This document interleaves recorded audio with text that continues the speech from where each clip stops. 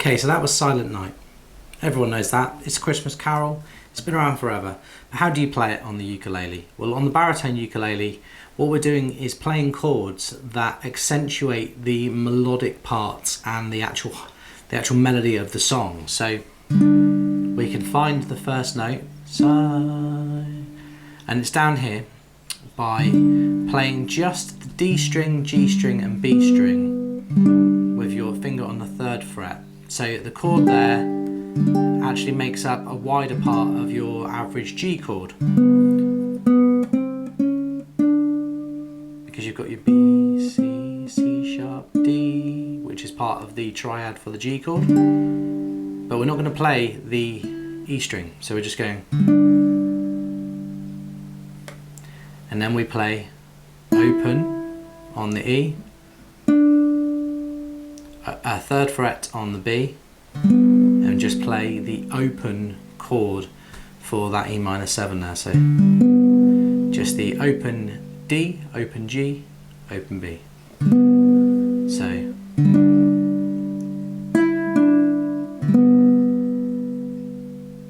and we repeat that. So we'll do it one more time just so we're on the same page. Play that G chord of sorts with your finger on the 3rd fret of the B string,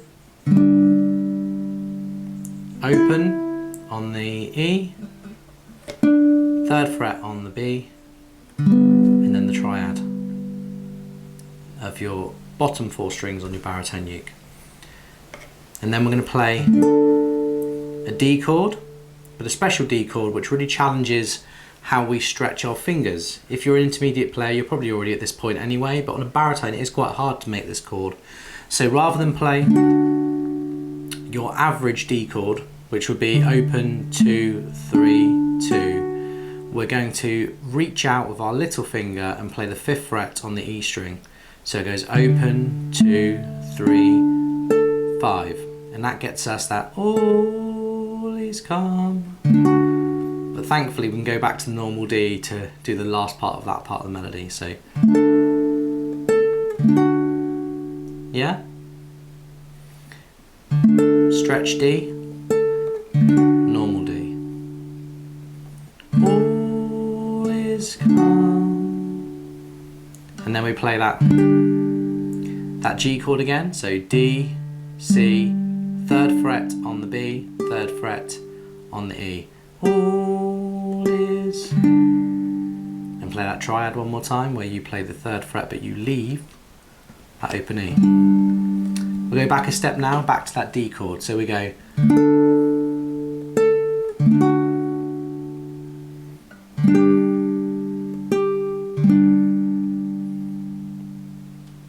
cool. We'll call that kind of the halfway point. It's good here if you are not familiar, just to go back and practice that bit. Just get to the point where the first half of the song is exactly where you want it to be.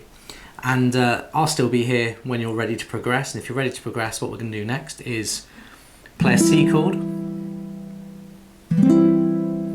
Lovely C chord. And we're going to use our little finger on the 3rd fret to do a kind of C-G hybrid chord.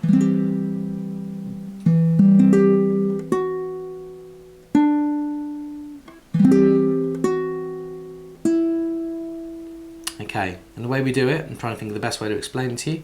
3, 2, open. So we're going to do the transitions of the chord and the melody with our little finger and our ring finger. So 3 on the E, 2 on the E, open on the E. It's really hard to keep that C shape going, but I promise you can do it with enough practice. And if you want, you can just play the single notes. It's completely up to you. But once you've got past that bit, you go. We know that bit, don't we? We've been practicing that bit already. So up to this point.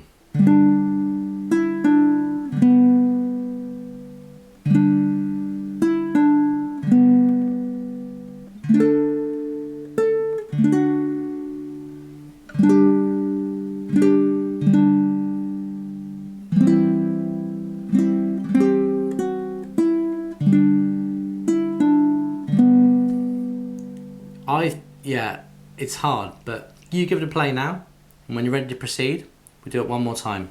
On the C, 3, 2,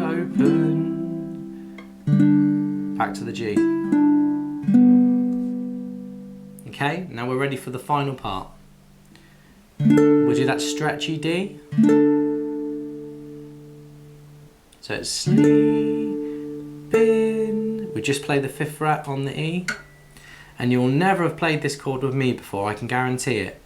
It's open on the D, open on the G, 7th fret, I know it sounds horrible, on the B, 8th fret on the E. Sounds interesting, doesn't it? So it's and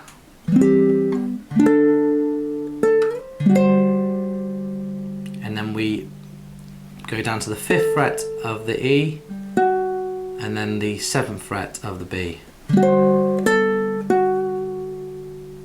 Okay, and then a normal G and an inversion of G where you move your finger from the 3rd fret of the E up to the 7th. Now how familiar are you guys with bar chords? Because if you play uke, you know, your C or your F chord depending on your tuning, that can be moved if you use your first finger to move up the fingerboard. And my biggest tip I can give you is about thumb positioning. My thumb sits right behind where my first finger is going to go. So when I play, there's a very distinctive support network in place to make my first finger ring out nicely against the strings. And where a lot of people go wrong is that their thumb is not being used to strengthen their chord, and eventually you're just going to get RSI, or you're going to make your uke sound crap. And really, thumb positioning and patience are the 2 things you need to get better at bar chords. But once you've mastered that bar chord where you move up, so C, C sharp, D, D sharp, E, F, F sharp, G. And what we're doing is the 9th fret on the D, the 7th fret on the G, the 8th fret on the B, and you can mute the last string because you really want to get that B string being the melody. And we're just going to pick B, G, D. Move that shape down. Okay? And with our little finger, this is the hardest part of the whole song. We're going to go.